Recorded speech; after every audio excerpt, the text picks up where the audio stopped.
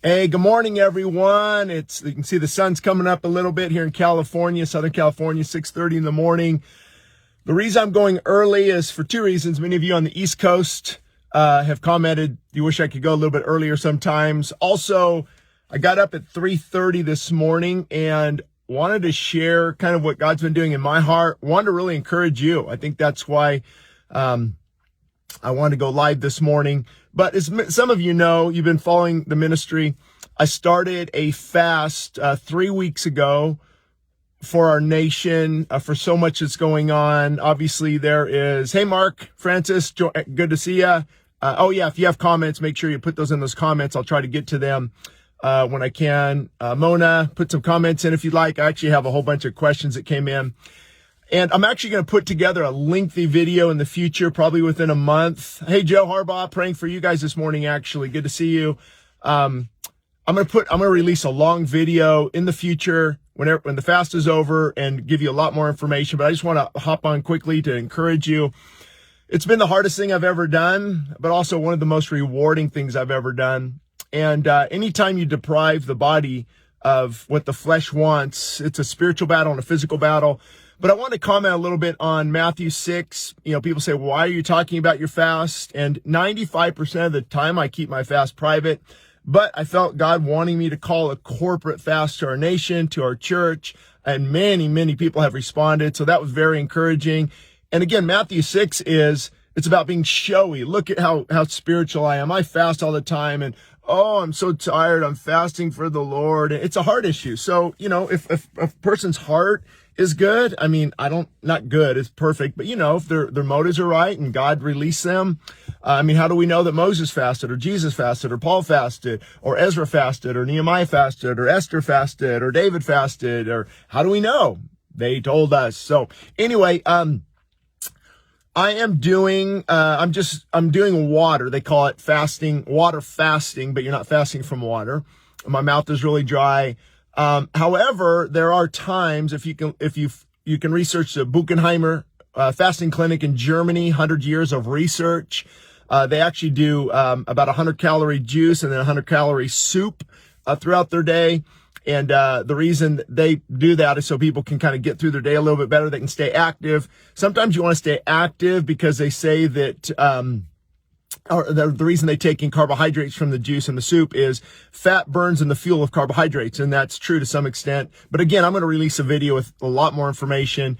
And so they keep up a walking routine. But how many of us can go to a fasted clinic? I wish I could, but you can't.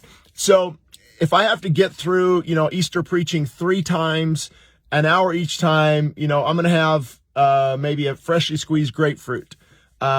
Or maybe some bone broth later in the day, or, I'm going to do these things to get through. And hardcore fasting advocates are like, that's cheating. That's not fasting. Well, I'm not answering to you. I'm answering to God. And I believe if I can get to the end of 40 days and you're down 40 pounds and your body is reset and spiritually alive, that's a bad thing. Come on, give me a break. And God has taught me over the years, because I'm a perfectionist often, is that I don't do fast perfectly. Every time. Not very often. If it's 24 hours, 72 hours, I can do it perfectly. But boy, oh boy, you got 5 kids at home. I'm running the radio network. I'm writing articles. Sometimes I just have to have a little bit of some nourishment. So that's what I've been doing. And the reason I talk about physical weight is I believe, and physical benefits is I believe, unless you're doing a purely spiritual fast, God called you to do a spiritual fast and give up everything. Just drink water. Don't talk about it. Don't look at your scale. Okay, great. Well, he didn't tell me to do that. He told me to motivate people. Hey, Alex, Anna, Wanda, put your comments in there. Questions if you have any. I'm going to try. I have to go to an appointment, so I won't have a lot of time. But so the physical is benefited by the spiritual. So as we're seeking God spiritually, there are going to be physical benefits. That should be celebrated. It's not about that. It's not focused on that, but it's a good benefit. Hey, look also what God is doing physically. And so let's see, 21 days in, I'm at least 21 pounds lighter, around 230 down to 208. And again, it just shows what the body does. Now, granted, a lot of that, probably 4 or 5 pounds, stored glycogen, water. You can only really burn about a half pound of fat a day. pound of fat, 3,500 calories. You're burning 2,000 base metabolic rate, all that good stuff. So it's not about the weight, but it is a nice benefit. The big thing I've noticed right now is my eyesight is actually getting worse, but that's normal because something happens called retracing, where your body begins to retrace old injuries. A couple of days ago, my back and joints, I almost gave up. It was just unbelievable. But I understand retracing and the body's healing itself. Maybe the kidneys are expelling some toxins, so therefore you got the lower back pain. So if you look at, okay, this is part of the healing process, and you go to God, Lord, you're my comforter, you're my strength. Sometimes I go in the room and close the door for a few hours and read, and there's tremendous highs too this morning. For example, at 3:30 this morning, got out of bed, and I did make a little bit of green tea, and just felt incredible. 2 hours of worship, and the spiritual benefits, were incredible. However, there's some downs too. I didn't feel as good. I'm trying to just block the sun here. I didn't feel as good as I thought I would spiritually all the time. It was rough. And I believe that delayed gratification is so important. And maybe some of you need to hear that this morning. Delayed gratification. We're used to microwave Christianity. We're used to driving down the street, going to McDonald's, getting a meal. Don't recommend that. But fast food, get this, immediate results. 30 pounds in 30 days and all this stuff. And so what happens is, no matter how I put that, the sun is in my face. Let's see if I can do that. No matter what, oh, right, you understand. So anyway, no matter what I do, there's going to be highs and lows, and there's delayed gratification. And so God teaches us he is a rewarder of those who diligently seek him. There's something about diligence and seeking God, and there's so much on the line right now that, I don't know how we can really not take this seriously. So anyway, I want to answer some questions that came in. What were my 3 biggest challenges? Persevering, continuing. I told my wife a few times, I'm about ready to give this up. We got so much going on, and so much is at stake, with the church and our own personal, family life and different things. And I just don't feel good, and I like to feel good, and, persevering. So the power of the made up mind, saying, nope, I got to get through this. Many people want to know how long I'm going. I'll keep you posted on that. I've got some thoughts, but I want to see what God wants to do. And then, perception for me. Women might not understand this, but being a man and being in the fitness industry and lifting weights and all this for most of my life, when I've talked to people about this in the future, I got to get down really, because what happens when let's say a person loses 40, 50 pounds. Well, you're going to gain back a good 10 pounds right off the bat as soon as you got that fiber content in your gut, the water storage, the glucose, the glycogen. And so if let's say my ideal weight is 185, 190. So I've got to go to 170. And then you're focused on, man, you'll look skinny, you'll look sick. And so you allow the comments of others, or they say, why are you fasting? That's stupid. That's not for us today. It's funny how Leonard Ravenhill said, we call things legalism, in the Bible that we don't want to apply to our lives. And, it is definitely not legalism. Fasting is throughout scripture. Now you can get too extreme, but I don't think the problem is we're fasting too much. I think the problem is we're consuming too much. And so I'm seeing a parallel with our spiritual state of our nation. Look at where we're at spiritually. Here in California, Assembly Bill 2223, just in our nation. But look at where we're at physically. We have stage 4 cancer spiritually. We have stage 4 cancer physically. The healthcare system is, I'm telling you, the numbers do not work. It's not going to be pretty for our healthcare system. Childhood obesity. Are you kidding me, parents? Adult onset diabetes in children. People are being diagnosed with diabetes in their 20s and 30s. And let me remind you, type 2 diabetes is health-related lifestyle choices. And so heart disease, cancer, epidemic, opiate abuse, addiction. So we are dying spiritually and we're dying physically. Could it be that the solution is the same for both? Fasting for spiritual reasons, of course, but then there's physical benefits. And I love how people like to argue and debate fasting who've never fasted in their life. And you can tell. And my heart breaks for them. They need to fast. They'll feel so much better. And so number 3, persevering was challenging. Perception, what people will think. I used to, 6'2", 225 pounds for a lot of my adult life, was into the weightlifting world. I was back when, Arnold Schwarzenegger, and even in the 1990s, Ronnie Coleman and Flex Wheeler, and, it's wrong, but that's, what we looked up to. And of course, God brought me out of all that. And the people, the comments about, why are you fasting? That doesn't make sense. You look skinny. You're going to get sick. You're going to starve. Can't you just have a bite of this? And you're not going to starve. Starvation, we are so fearfully and masterfully made that starvation doesn't kick in until the body has depleted its fat reserves, ketosis. And you can stay there, man. There's the guy in Scotland, you can look up at the Scotland University, fasted water, just drinking water and some supplements for over a year, and then maintained his weight after that. So it's amazing how the body's produced. So the final challenge for me, my mouth is getting it's cotton mouth all day. I don't like the cotton mouth, and when you're in ketosis, kind of the tired. And so I really want to break through that, and I wish it would have broke sooner. So I'm really, really bummed about that. But pain, how I felt. But again, the power of the made up mind. Here's my goal, delayed gratification. God, I'm going to seek you regardless of how I feel. So pain almost sidetracked me a few different times, with just, the body pain, the headaches, but it's understanding it's the body resetting itself. It's the body resetting itself. So, on a fast, people ask a lot of questions. I'm going to recommend my book, Feasting and Fasting, and 40 Days to Reset Your Life. They're both at the church website for free downloads at westsidechristianfellowship.org. They can answer a lot more of the questions that you might have coming in. So in the future, on the long video, what diet is best when you resume or getting ready for it? What about the keto craze, carnivore? What can I drink fasting, juice fasting versus water fasting? How long should I fast? Can I work out? Explain dry fasting. What about my medication? All these questions are answered in those books. So that's why I want to point you to those, and they're free. So, but I can comment a little bit on these things. I would just avoid diet crazes, the keto craze, the carnivore craze. Carnivore is just eating meat all day. But people have had benefits. But you just I look at how God designed us. He designed us as our primary source of energy, sweet potatoes, vegetables. That's our main source, but we don't move as much as we used to. And if you're not going to be active and exercising, then you got to be strategic, hence the ketogenic diet.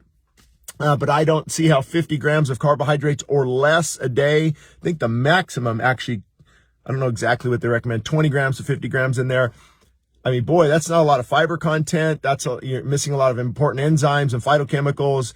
But you can eat a lot of, veggies and things like that. To me, here's the key. You have to find out what works for you. And you have to trick your body. And so that's why low calorie diets don't work long term is, your body gets used to this low calorie diet. And what it does, it says, okay, your base metabolic rate is 2,200 calories a day. I'm going to drop down to 1,700 calories a day because of this restriction. And now you go back into eating normal. Now you're down here burning 1,700 calories. And why am I gaining weight? And so it's good. It's good calorie restriction. There's a lot of studies out there that prove and show that it produces longevity. Calorie restriction produces longevity. I think we should shut the mouth as often as possible. And so, there's some benefits to that. And then you go into fasting with calorie restriction. That's good. But then you should be able to eat without restricting, and it's a form of dieting. And then how are you going to maintain that for the rest of your life? So if you intermittent fast, you wait till later in the day, you just eat good God-given food. Did God make it, or is it produced in a box or a can or something where there's refined oils, there's 24 ingredients, and there's things that these are not healthy for our body. So if we get back to good God-given food, healthy eating, I'm not totally against meat. I think if it's very clean and it works for you, and maybe 5% of your diet, 10%, I'm assuming I'm going to go back to a little bit of organic chicken breast with my salad, because there's two sides to that. You can listen to Joel Furman. You can listen to, obviously, True North Health Center, there's a lot of guys out there, whole plant-based food. And I agree with a lot of it. That's how we were created in the beginning with God, is to eat plant food.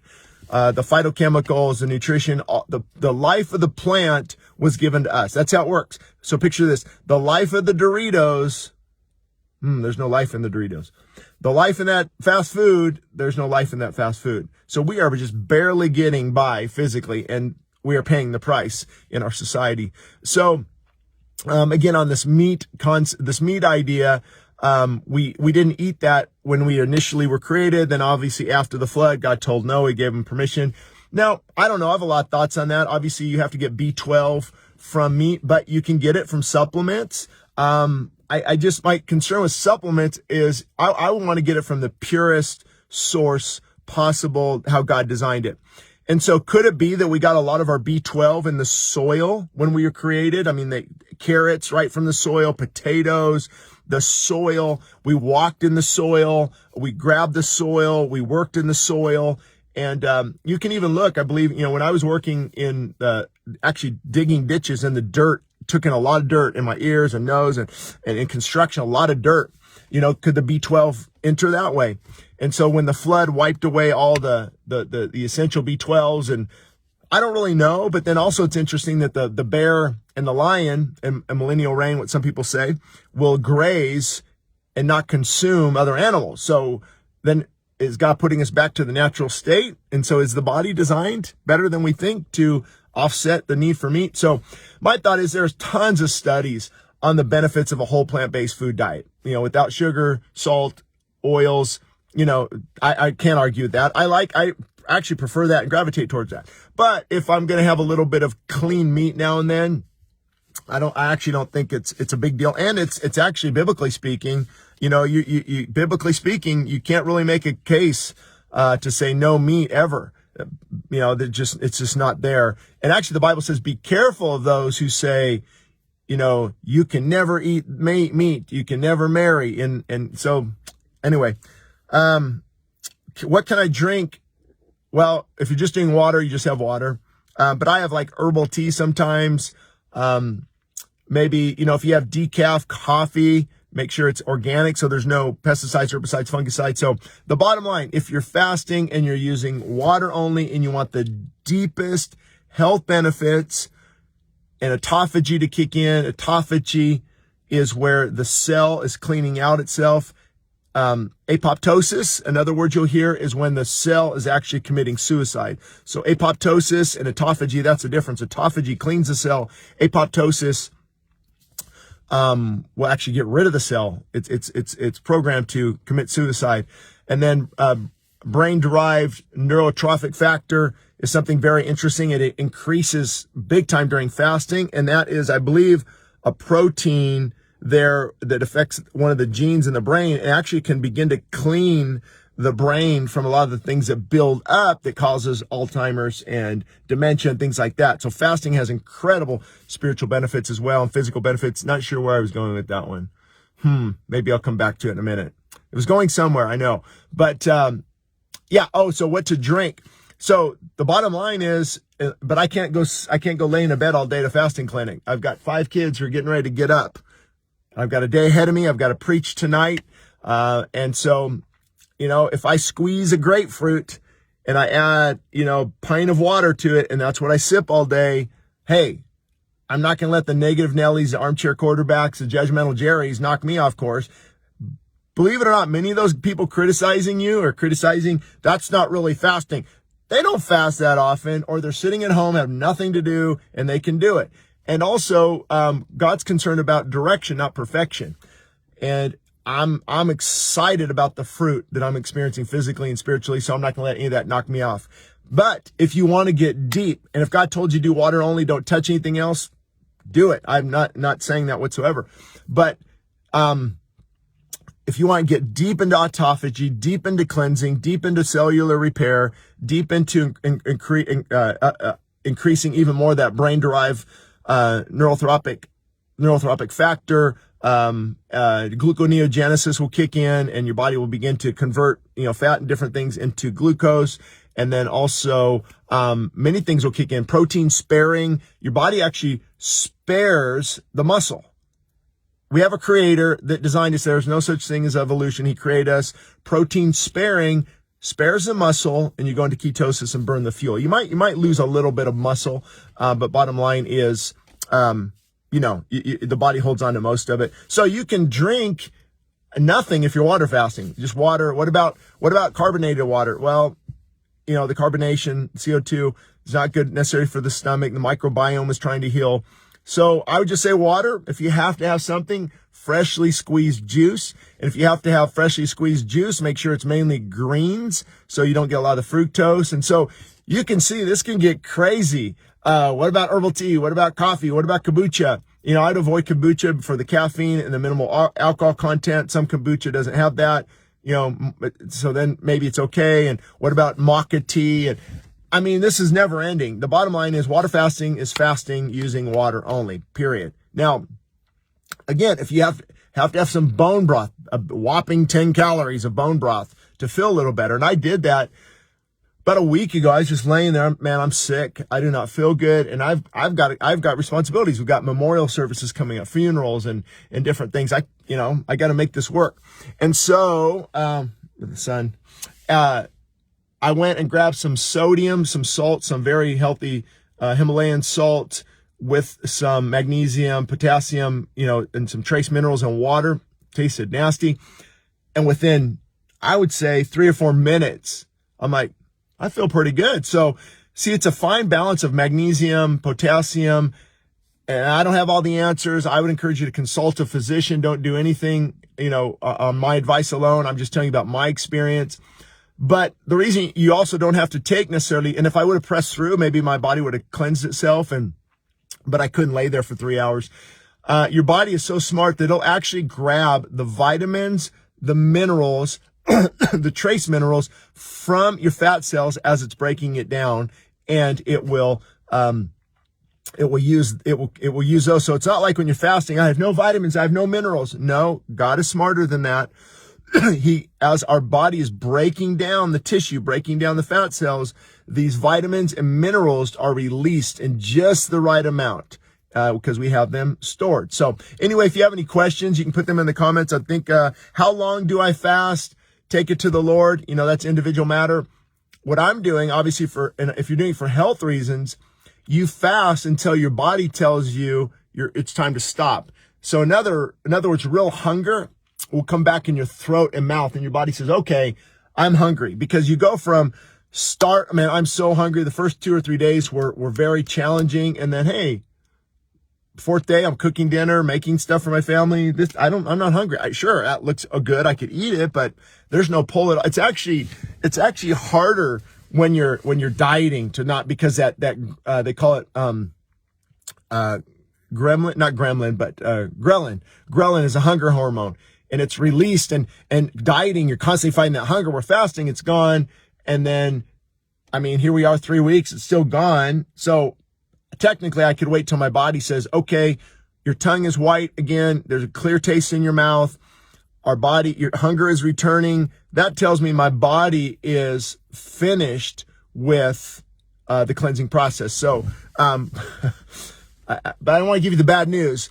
But for most of us, that takes a while. That takes quite a while. So that's why you hear people going on 30-day fast, 40-day fast. You can watch some of the things at True North Center on YouTube, or Daniel Pompa. He's a friend of mine. You can YouTube him. He's got great videos. But True North would recommend water only, and they supervise, where Buchheimer,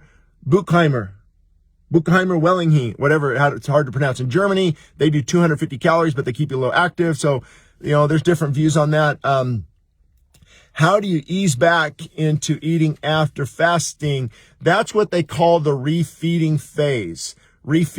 And let me tell you, I forgot to mention, on Easter, just preach 3 services, talk about exhausted. And then we had to go to, our in-laws' house and, have a special night or day for the kids. And man, so I ate a big salad and some steamed vegetables, and did I pay the price?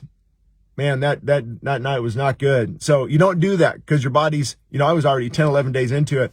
So refeeding it's harder than you think, because start eating, boom. So it depends, to answer your question, it depends how long the person fasts. If anything over 5-6 days, I would introduce, maybe a little bit of orange juice a couple hours later, a little bit of more orange juice a couple hours later, a piece of an orange a couple hours later, maybe some steamed veggies. But if you go like 3 weeks where I'm at now, or a month or 40 days, then you're going to have a good week and a half of just little bit of food every few hours, little bit of food, because now your microbiome has been readjusted. Your gut bacteria, your stomach has shrunk and it's asleep. So you have to wake it up slowly. People have ended up in the hospital. People have ended up dying based on refeeding syndrome. And it's hard because, man, you get a taste of some cashews. You want, a whole bucket full of them. So that's what it depends how long you fast is how long the refeeding period is. I like to say, if I fast for 10 days, I'm going to refeed probably for 3 or 4. And okay, a little bit more every couple hours, a little bit more, a little bit more, a little bit more. And that's how you ease back into it. Can I work out when I fast? You probably shouldn't, because this is the time for the body to rest. But, if you read like Herbert Shelton or Upton Sinclair, who did fasting studies in the early 1900s, they did recommend a little bit of exercise for those who are healthy. But the problem is when you start to exercise, your body is going to break down your muscle and convert it to glycogen for fuel, gluconeogenesis, and it's going to walk away from the ketone bodies as fuel. So even for health reasons, it's good to not do that. But, I still like to go on a walk and different things as well. Let's see, any more questions coming in? Explain dry fasting. I wouldn't recommend it, but I actually did it last night. From 5 o'clock at night till 5 in the morning, 12 hours, drank nothing, no water, nothing whatsoever. Some people go a whole day. Some people go 2 days.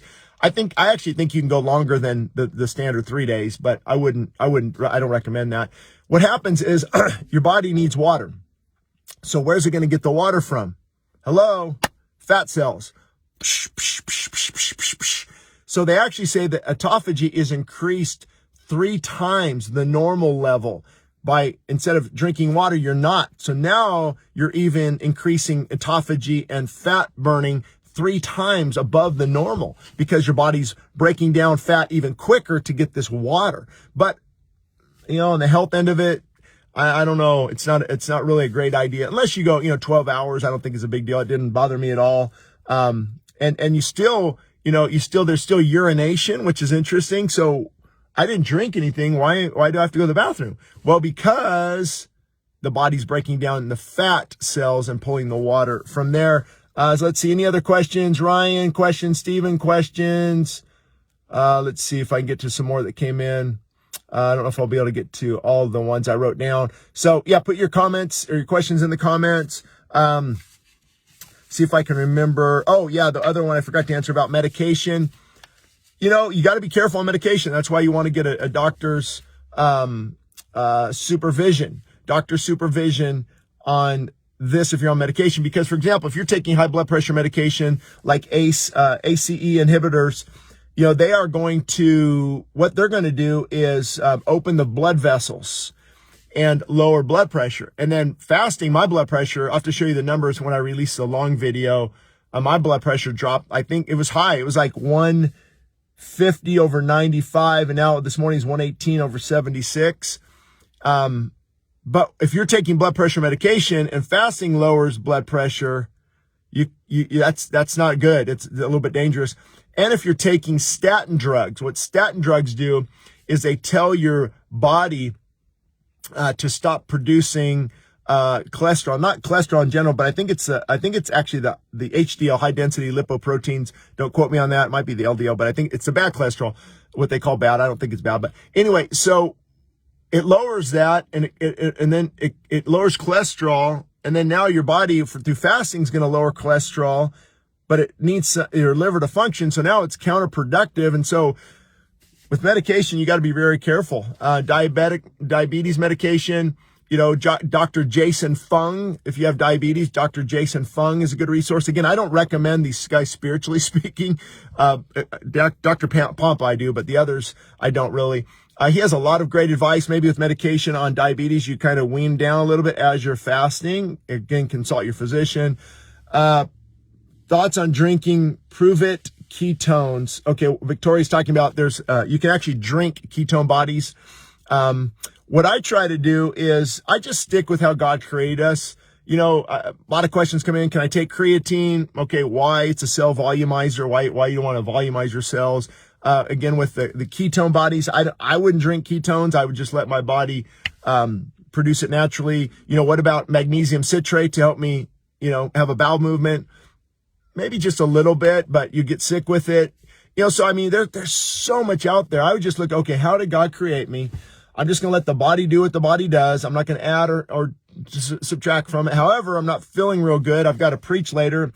I'm going to have a little bit of salt and some electrolytes. Okay, I feel better. Or, man, Sunday, if you go and listen to Sunday's sermon, I preached, it was about, I don't know how many days that was, 18 days of fasting. I felt great, but I had to have a little bit of juice and some water just to keep that going. And so, let's see. Yeah, blood pressure medication, and for neuropathy. Yeah, again, you got to talk to the physician on all those because fasting will definitely affect it. But I also believe there is a way to wean off medication and introduce, fasting. And again, talk to a physician because there's so many different examples out there. We also talked about the benefits of fasting. If you want to rewind this if you listen to it later, I think I got to most of the questions, but again, I'm going to be releasing a very long video explaining my experience and how I benefited from it and things like that. And if you keep commenting, even when the video is over, I'll try to get to some of those. So let's see. I don't know if any other comments came in. I know we're also live on our church Facebook page. And so people have to switch over to my personal Facebook page if they want to ask any questions. But anyway, I got to head out soon. I just want to make sure I didn't miss any of the ones that came in. So in a nutshell, 3 weeks in, primarily just water, and I still feel the effects of ketosis. And you can measure your keto bodies with a urine test. It's not real accurate. You'd have to prick your finger and get the blood, but I mean, I'm not doing it for ketosis or the physical benefits. I'm praying for our nation, my family, our church. But it's nice to have those physical benefits. So on that note, my ketone bodies are fairly high. You can look at the strip, and if it's dark, you've got high ketone bodies and you're going on. But then it's interesting, like if you exercise and then you don't eat anything, you measure your ketone bodies, you're like, oh, why are they like moderate or not that great? Well, that's where you have to be careful because your body is probably going into gluconeogenesis, neogenesis, producing something from nothing, creation. And gluconeogenesis means creating glucose almost from nothing. So your body is so incredible that it'll actually break down your muscle and turn that into glucose. That's gluconeogenesis. And that's why I'll have more glucose in my blood versus ketones that I had a few hours ago because the exercising is prompting that breakdown. So anyway, I hope that helps. And we'll talk to you soon. Let me see though, before I close out.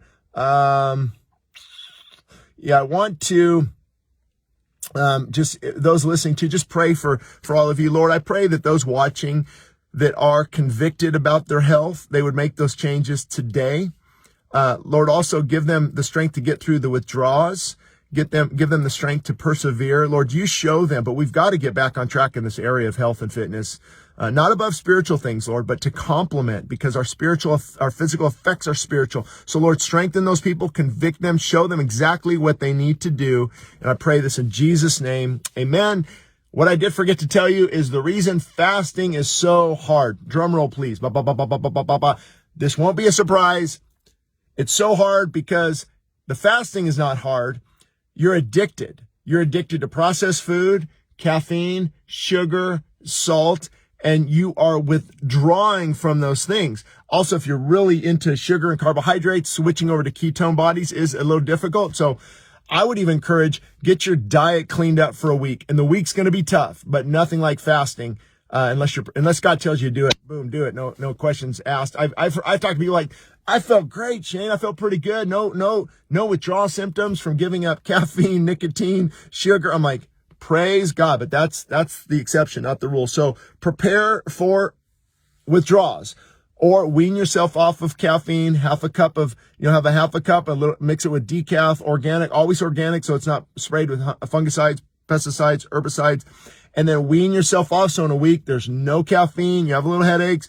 I weaned off of sugar. I weaned off of processed food. I even weaned off of meat and dairy. Okay, I'm going to start my fast. And even if you're light, I would recommend a ketogenic diet in this sense. You get off a lot of the carbohydrates, so your body is already starting to shift into ketosis. So when you fast, boom, you're ready to go. So anyway, hope that helps. I will check one last question. Yeah, I don't think any more came in. All right, talk to you guys soon. I'll keep you posted. I will be releasing a long documentary on this at some point.